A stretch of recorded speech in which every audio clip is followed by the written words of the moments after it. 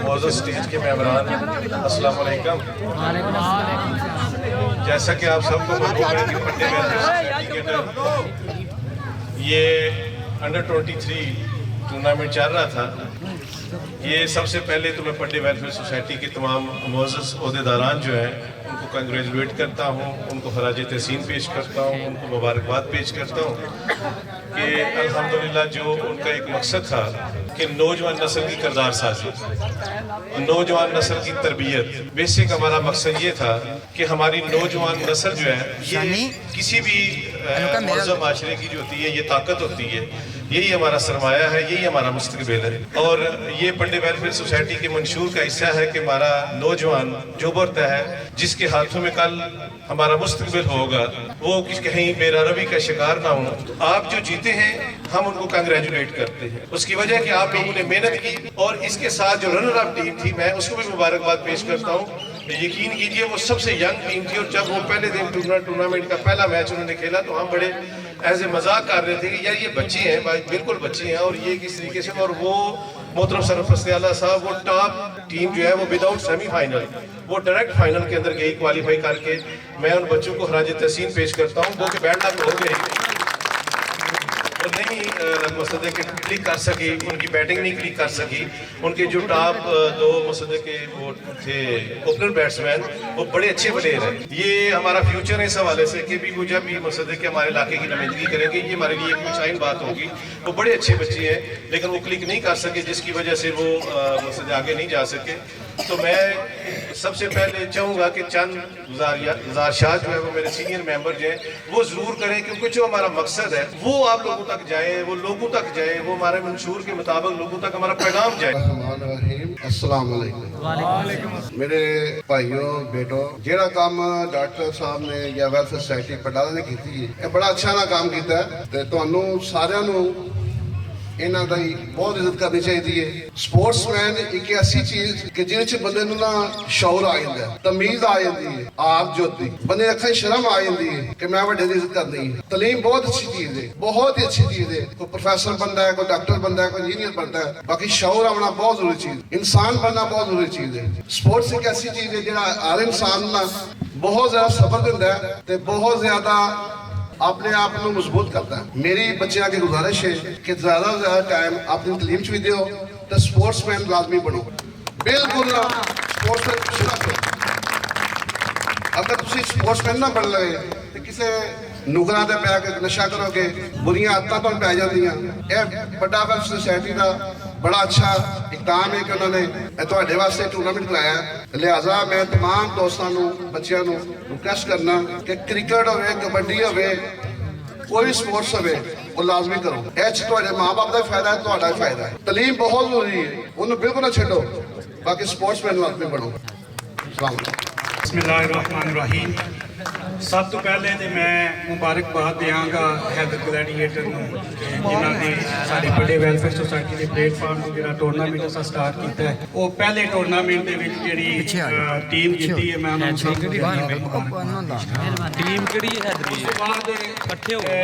नहीं हो सकता कि जिहड़ियां टीमां पिछे रह गई ने वो अगों तो उन्होंने टूर्नामेंट खेलना ही नहीं। इंशाअल्लाह नैक्सट टाइम वो भी मेहनत करन दियां, वो भी कोशिश करन दियां कि असीं भी मतलब ज़्यादा मेहनत करके तो कोई ऐसा वक्त आए तो भी इंशाल्लाह फाइनल जीतांगे। ठीक है, अज का जो फाइनल साडा मैच होया है ਉਹਦੇ ਤੇ मज़ा तो ऐडा कोई नहीं आया, लेकिन फिर भी एक स्पोर्ट्स होंदी है, कोई भी ਉਹਦੇ 'ਚ एक बंदे जितना होंदा है, एक बंदे ने हारना होंदा है, एक टीम ने हारना होंदा है। तो इंशाल्लाह मेरियां दुआवां ने साडी पंडे वेलफेयर सोसाइटी के प्लेटफार्म तो जिन्नियां टीमां ने भी खेलिया है वो सारे वास्ते दुआ है कि तुसीं इंशाल्लाह नैक्सट टाइम ज़्यादा तो ज़्यादा मेहनत करो तो अगे वधन की कोशिश करो। दूसरा मैं बड़ा शुक्रगुजार हाँ मैं कि असी पूरे महल्ले वाले साढ़े सरपरस्ती वाला जनाब चौधरी इम्तियाज़ कदर साहब ने कि जिन्होंने एक पंडे वेलफेयर सोसाइटी की बुनियाद रखी।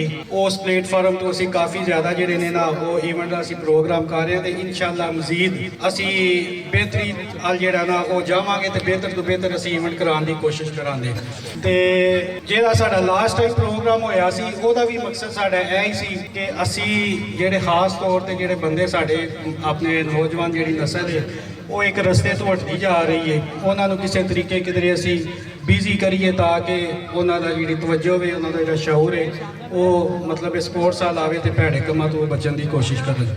ਇਸ ਤੋਂ ਬਾਅਦ ਮੈਂ ਆਪਣੇ ਜਿੰਨੀ ਵੀ ਸਾਦਾਤ ਬਰਾਦਰੀ ਸਾਡੀ ਇੱਥੇ ਮੌਜੂਦ ਹੈ, ਹੋਰ ਵੀ ਜਿਹੜੇ ਬੰਦੇ ਸਾਡੇ ਮੌਜੂਦ ਨੇ, ਉਹਨਾਂ ਸਭ ਦਾ ਵੀ ਸ਼ੁਕਰੀਆ ਅਦਾ ਕਰਨਾ ਤੇ ਇਨਸ਼ਾਅੱਲਾ ਅੱਲਾ ਖੈਰ ਰੱਖੇ। ਟਾਈਮ ਦੀ ਥੋੜਾ ਕੰਮ ਹੈ ਤੇ ਨੈਕਸਟ ਟਾਈਮ ਸਾਡੀ ਪੂਰੀ ਕੋਸ਼ਿਸ਼ ਹੋਏਗੀ ਅਸੀਂ ਇਸ ਟੂਰਨਾਮੈਂਟ ਨੂੰ ਵੀ ਨਾ ਬਿਹਤਰ ਤੋਂ ਬਿਹਤਰ ਅਸੀਂ ਕਰਾਂਗੇ ਇਨਸ਼ਾਅੱਲਾ ਕੋਸ਼ਿਸ਼ ਕਰਾਂਗੇ। ਬਿਸਮਿਲ੍ਲਾਹਿਰਰਹਿਮਾਨਿਰਰਹੀਮ। ਮੈਂ ਸਭ ਨੂੰ ਜਿਹੜੇ ਸਾਡੇ ਪਿੰਡੇ ਵੈਲਫੇਅਰ ਸੁਸਾਇਟੀ ਦੇ ਜਿਤਨੇ ਮੈਂਬਰਾਂ ਨੇ ਸਭ ਨੂੰ ਮੁਬਾਰਕ ਦੇਣਾ ਕਿ ਉਹਨਾਂ ਇੱਕ ਬਿਹਤਰੀਨ ਟੂਰਨਾਮੈਂਟ ਦਾ ਜਿਹੜਾ ਵੀ ਇਨਕਾਦ ਕੀਤਾ ਵੇ, ਜਿਹੜਾ ਆਪਣੇ ਮਰਾਹਲ ਤੈਅ ਕਰਦਿਆਂ ਹੋਏ ਅੱਜ ਉਹਦਾ ਇਖਤਤਾਮ ਹੋਇਆ ਵੇ। ਤੇ ਪਿੰਡੇ ਵੈਲਫੇਅਰ ਸੁਸਾਇਟੀ ਨੇ ਸਾਰਿਆਂ ਨੂੰ ਪੱਡਾ ਸਾਹਿਬ ਖਸੂਸੀ ਤੌਰ ਤੇ ਭਾਈ ਇਮਤਿਆਜ਼ ਕਦਰ ਨੇ ਜਿਹੜਾ ਇਹ ਗੁਲਦਸਤਾ ਬਣਾਇਆ ਸੀ, ਇਹ ਇਨਸ਼ਾਅੱਲਾ ਕਾਮਯਾਬੀ ਦੀ ਤਰਫ ਜਾ ਰਿਹਾ ਵੇ ਤੇ ਹੋਰ ਜ਼ਿਆਦਾ ਕਾਮਯਾਬ ਹੋਵੇਗਾ ਤੇ ਆਪਣੇ ਸਾਰੇ ਇਲਾਕੇ ਨੂੰ ਆਪਸ ਦੇ ਵਿੱਚ ਪਿਆਰੋ ਮੁਹੱਬਤ ਨਾਲ ਜਿਹੜਾ ਰਹਿਣ ਦਾ ਇਹਨਾਂ ਨੇ ਦਰਸ ਦਿੱਤਾ ਵੇ। ਇਨਸ਼ਾਅੱਲਾ ਇਹਦੇ ਉੱਤੇ ਹੀ ਅਸੀਂ ਕਾਇਮੋ ਦਾਇਮ ਰਵਾਂਗੇ, ਅਸੀਂ ਇੱਕ ਦੂਸਰੇ ਦੇ ਨਾਲ ਪਿਆਰ ਕਰਾਂਗੇ ਤੇ ਖਸੂਸੀ ਤੌਰ ਤੇ ਬੱਚਿਆਂ ਅੱਗੇ ਗੁਜ਼ਾਰਿਸ਼ ਹੈ ਕਿ ਮੁਸਬਤ ਸਰਗਰਮੀਆਂ ਵਿੱਚ ਹਿੱਸਾ ਲਓ। ਸਾਨੂੰ ਪਤਾ ਲੱਗਾ ਸੀ ਕਿ ਇੱਥੇ ਜ਼ਿਆਦਾ ਹੁੱਕਾ ਬੱਚੇ ਪੇ ਪੀਂਦੇ ਨੇ, ਜਿਹੜੇ ਨੇ ਮਨਸ਼ੀਆਤ ਦਾ ਸ਼ਿਕਾਰ ਪੇ ਹੁੰਦੇ ਨੇ ਤੇ ਡਾਕਟਰ ਸਾਹਿਬ ਨੇ ਖਸੂਸੀ ਤੌਰ ਤੇ ਇਹਦਾ ਨੋਟਿਸ ਲਿਆ ਤੇ ਉਹਨਾਂ ਨੇ ਇਹ ਸਾਰਾ ਉਹਨਾਂ ਕਿਹਾ ਟੂਰਨਾਮੈਂਟ ਕਰਾਣੇ ਆ, ਬੱਚਿਆਂ ਨੂੰ ਆਪਣੀ ਤਰਫ ਮਤਵੱਜੋ ਕਰਨੇ ਆ। ਹੁਣ ਇਹ ਸਾਡੀ ਐਡਵਰਟਾਈਜ਼ਮੈਂਟ ਵੀ ਹੈ ਕਿ ਸਭ ਬੱਚਿਆਂ ਨੂੰ ਪਤਾ ਚੱਲ ਗਿਆ ਹੈ ਸਾਰੇ ਇਲਾਕੇ ਨੂੰ ਕਿ ਇੱਥੇ ਜਿਹੜੀ ਵੈਲਫੇਅਰ ਸੁਸਾਇਟੀ ਹੈ ਉਹ ਬੜੇ ਅੱਛੇ ਤਰੀਕੇ ਦੇ ਨਾਲ ਜਿਹੜਾ ਕੰਮ ਵੀ ਕਰਦੀ ਹੈ। ਤੇ ਫਿਰ ਮੈਂ ਆਪਣੀ ਟੀਮ ਨੂੰ ਮੁਬਾਰਕ ਦੇਣਾ ਵਾਂ ਤੇ ਆਪਣੀ ਪਿੰਡੇ ਵੈਲਫੇਅਰ ਸੁਸਾਇਟੀ ਦੀ ਤਰਫ ਕਾਮਯਾਬੀ ਦੀ ਮੁਬਾਰਕਬਾਦ ਦੇਣਾ।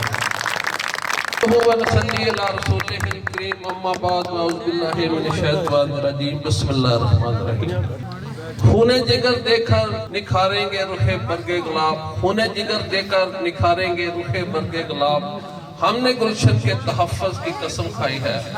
सबसे पहले मैं मुबारकबाद पेश करना चाहूँगा पिंडे वेलफेयर सोसाइटी की सारी मैनेजमेंट और वो ग्राउंड कमेटी, टूर्नामेंट कमेटी, जितनी उन्होंने मेहनत करके इस टूर्नामेंट को सरे अंजाम पहुँचाया, इख्तिताम पे पहुँचाया, उसके लिए बहुत ज़्यादा खराज तहसीन। और सबसे ज़्यादा मुझे खुशी हो रही है हैदरी क्रिकेट क्लब की जीत की, क्योंकि एक उनको मेरी तरफ से बहुत बहुत मुबारकबाद। अभी ये कासिम शाह साहब है इधर हमारे बैठे हो तो वो मेरे पास आए कि एक मुद्दत की ख्वाहिश थी हैदरी क्रिकेट क्लब की कि हमको टूर्नामेंट जीते, तो आज वो टूर्नामेंट इतना अच्छा लगा मुझे। और सदात फैमिली ये मेरे साथ बैठे सारे मेरे भाई हैं, कभी हमने ये नहीं सोचा हम सैयद हैं, हम कौन है, और हमेशा भाइयों की तरह इकट्ठे जवान हुए, परवरिश पाई। और मैं हमेशा ये कहता हूँ, मेरे बहुत सारे तलकात हैं, कुल्लेआल सईदा, मदीना सईदा, जमालपुर सईदा, मोहम्मदीपुर सईदा। जब मैं सारे हालात मार के देखता हूँ तो मैं सबको कहता हूँ कि ये जो सैयद बरादरी है ना, ये अल्लाह ताला की एक खास रहमत है हम पर। जिस तरीके से वो भाईचारे के साथ, के साथ हमारे साथ रह रहे हैं, कभी कोई मसला नहीं, मैच खेलते थे। फिर इन सब ने मिलकर मुझे कैप्टन बनाया क्रिकेट टीम का, और ये सब दुआ है इस बात के कि उस क्रिकेट टीम को जिसको जगह नहीं मिलती थी क्रिकेट खेलने के लिए, और उसमें प्राइज थोड़े से कैश की सूरत में भी रखे ताकि ज़्यादा अट्रैक्शन पैदा हो लड़कों के। दूसरा, मैं वेलफेयर सोसाइटी को खराज तहसीन पेश करते हुए 20,000 का इनको डोनेट करता हूँ ताकि ये आइंदा जो आने वाला टूर्नामेंट है उसमें भी कुछ बेहतरी कर सके। बहुत शुक्रिया आप सबका भी जितने लोग आए हैं। और साहब थैंक यू सो मच, आप भी आज तशरीफ लाए। जी जी, जाबर साहब आपका भी बहुत शुक्रिया। सैयद जाबर शाह काज़मी साहब तशरीफ रखते हैं, सैयद रियाज काज़मी, हमारी कब्रिस्तान कमेटी के सदर जनाब सईद साहब तशरीफ रखते हैं। आप लोगों का बहुत शुक्रिया। आते हैं सबसे पहले आप अपनी रनर अप टीम की तरफ।